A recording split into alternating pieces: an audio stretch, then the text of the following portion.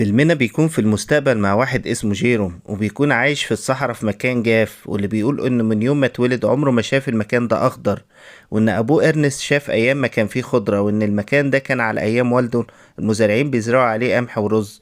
لكن لما حصل الجفاف مفيش نبات طلع في المكان ده تاني، والسبب ده اللي خلى معظم المزارعين يسابوا المكان دوت ما عدا ابوه، اللي فضل شغال في المكان طول السنين على امل ان الزرع يرجع ينمو في المكان تاني، واللي عارف ان المشكلة بس في توافر المية. لكن في العالم ده الناس بتقتل بعضها عشان بق مية. وفي يوم بيحاول اتنين حرامية يسرقوا مخزن تبع ارنست، لكن بيشوفهم وبيقتل واحد منهم ببندقيته، وبيتحايل عليه التاني انه يسيبه ما يقتلهوش، لكن هو ارنست بيقتله بعد ما بيلاقيه بيحاول يقتله بمسدس مخبيه.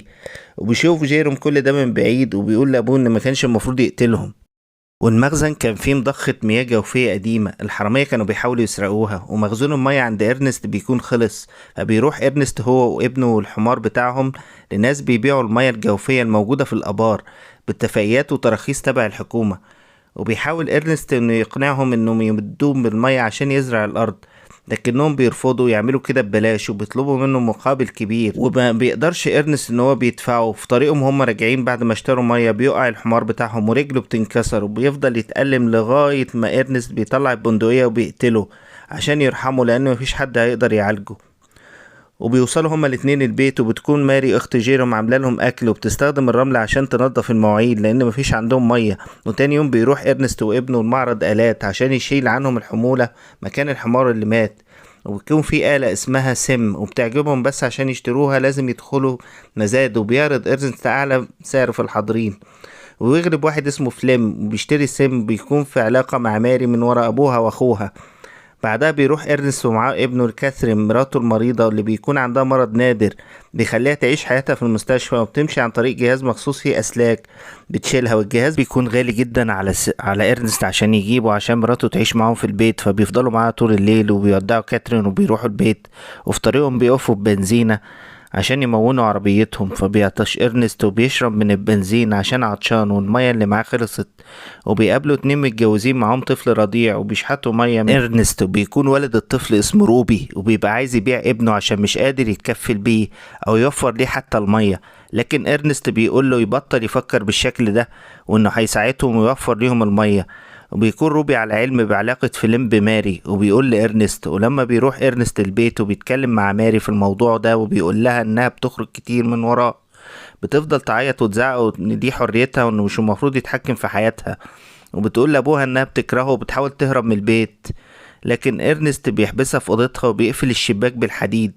وفي يوم بيصحى إرنست وابنه وبيكتشفوا إن سم اتسرق، وان اللي سرقه هو فليم. فبيروح له البيت وبيعرف من ابوه ان فليم مشي بعربيته الصبح وراح الجبال، فبيروح ارنست الجبال وراه. وفليم بيدور عليه، وهناك بيشوف بياعين المياه الجوفية وبيضربوا ارنست وبيفقد الوعي. ولما بيفوق بالليل بيتهموا البياعين بسرقة مواردهم، وبينفي ان هو سرقهم، لكنهم بيضربوه وبيتضرب من كيلب قائد البياعين. لكن ارنست بيطلع البندقية وبيقول لهم يسيبوه وايه اللي هيقتلهم.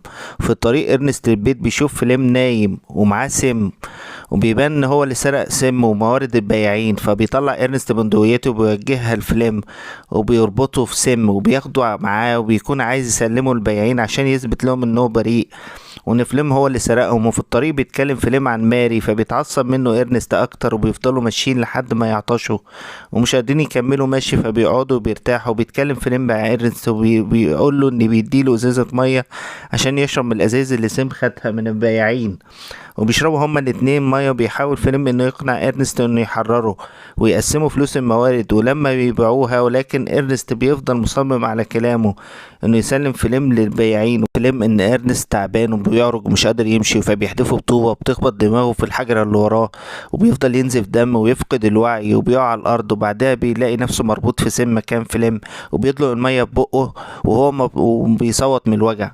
بيوصل فيلم لوحده من الموتوسيكل لبيت ارنست، وبياخد ماري من البيت عشان يخرجوا. ولما بتشوفه بتجري عليه وبتحضنه، وبتكون فرحانة جدا انها شافته تاني. وبيكون جيرو الان على ابوه اللي اتأخر بالايام برا البيت، فبيروح يدور عليه وبالصدفة بيلاقي سيم تايه لوحده في الطريق. وبيوصل جيروم للبياعين وبيقولوا له ان ابوه مات، وبيبقوا مفكرين ان سيم هو اللي قتله. وفي تاني يوم بيدفن ارنست وبيعملوا له جنازة، وبتكون ماري واخوها بيعيطوا على فراق والدهم، وبعدها بيروحوا المستشفى لأمهم وبيعرفوها اللي حصل وبيعيطوا عليه تاني. وهما بيخرجوا من المستشفى بيقابلوا فليم اللي بيكون مستنيهم عشان يوصلهم البيت بالعربية. وبعد موت ارنست بيبقى فليم هو اللي بيدبر شؤون العيلة وبيخلي باله منهم، ويشوف جيريم وهو متعصب وبيضرب سيم بالشاكوش عشان مفكره هو اللي قتل ابوه. بيحاول يهديه، وفي يوم بيقوله ان ماري حامل منه وانه بيحبها ومش هيتخلى عنها، فبيوافق جيريم على العلاقة اللي بينهم، بيبقى مطمن على اخته مع فليم. وفي يوم بيروح فليم للبياعين وبيتكلم معاهم ان يبعتوا ميه لارض ارنست عشان يزرعها، ولكن كيلب قائد البياعين بيتريق على كلامه وبيتعصب لما فليم بيلومه على موت ارنست، وبيوريله فليم سكينة عليها اسم كيلب كانت جنب جثة ارنست.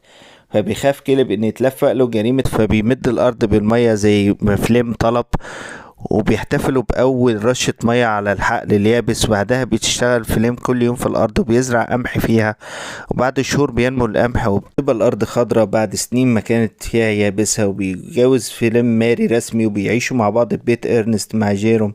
وفي يوم ابو فليم بيجي معاه ناس من البنك وبيروحوا البيت ارنست وبيهددوا فليم وبيقولوا له انهم هيستحوذوا على الارض عشان ارنست كان عليه ديون كتيرة للبنك، وبتبقى الديون بمبلغ كبير، ففليم ما بيبقاش قادر يسددها.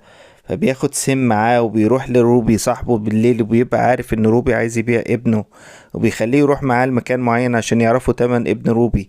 بيوصلوا المكان بيكتشف روبي ان فليم عمل صفقة مع ناس عشان يبيع الطفل من وراه، يمنعهم روبي ويفضل يقاوم لحد ما فليم بيضربه بالنار ويقتله. فبتحصل فوضى بين الناس، وفليم بيجري بالفلوس وبيضرب عليهم نار بشكل عشوائي عشان يبطلوا يطردوه. ولكن في وسط الفوضى بيتصاب سيم بطلقة وبيتخرب، فبيتم تنشيط الوضع التلقائي اللي بيخليه يمشي يرجع لصاحبه واللي اسمه كيلفن. وتاني يوم بيدفع فليم الديون اللي على الأرض للبنك بفلوس بيع الطفل، وبيفترض جيروم ان مصدر الفلوس دي هي بيع سيم، ومحدش بيشك في حاجة. وفي نفس الوقت بيكون سيم بيمشي وبيعرج وبيوصل لكيلفن اللي عايش على الحدود، وبيلاقي كيلفن رقم بيت ارنست على سيم، فبيتصل على البيت وبيتكلم مع جيروم عن الآلة اللي رجعت له. فبيتصادم جيروم في فليم بعد ما قال له ان باع سيم روبي. وبعدها بيكون جيروم بياكل مع اخته وجوزها على الترابيزه، وبيسأل فليم لو روبي باع سيم للي صنعه، قالوا بيتجاهلوا عشان مش عارف يقول ايه. وبيقول لهم جيروم انه رايح يزور امه في المستشفى، لكن في الحقيقه بيكون في طريقه للحدود عشان يقابل كيلفن اللي صنع سيم. بعدها بيوصل جيروم للحدود، لكن حرس الحدود بيمنعه انه يعدي، كان سنه صغير. وبتنده بنت اسمها انا جيروم وبتقول له على طريقه ممكن يعدي بيها الحدود مقابل الفلوس، وتخليه يدخل عربيه نقل محمله فراخ وتحرك العربيه وبتعدي الحدود. وبعدها بيوصل جيروم لكيلفن وبيقابله وبيوري كيلفن لجيروم الاستخدامات والوظائف اللي بيعملها سيم، وكمان بيوري له ان عين سيم الآلة عبارة عن كاميرا عشان تلتقط الطريق اللي قدامه عشان يعرف يظبط خطواته في المشي بزاوية معينة. وبتكون الكاميرا مسجلة كل اللي سيم مر بيه، وبيشتغل فيلم تسجيلي لإرنست، وبيفضل جيروم يسرع في الفيديو لحد ما بيلاقي التسجيل اللي فليم قتل فيه إرنست، وإن في يوم موته كان فايق بعد ما فقد الوعي، لكن فليم كان ربطه في سيم ووجه له إنه يروح للبياعين. وفضل سيم يجر في إرنست المصاب في الطريق لحد ما مات. وبعد ما شاف جيروم التسجيل بدأ يعيط على اللي حصل لوالده، وبرجع البيت بالليل ولكن ما اتكلمش مع فليم في أي حاجة من اللي شافها. وبيروح جيروم مع فليم في رحلة صيد غزلان بالبنادق، جيروم بالبندقية بيخبيها تحت السرير. وتاني يوم بيقول جيروم لفليم ان روبي بيتصل عليه، فبيتفاجئ فليم وبيتهم جيروم بالكذب لانه عارف ان هو روبي مات ساعة حادثة بيع الطفل. وبتوصل رسالة لفليم بيبقى جيروم هو اللي كاتبها على اساس انه روبي، وبيقوله في الرسالة انه يقابل روبي في نفس المكان اللي قاتل فيه ارنست.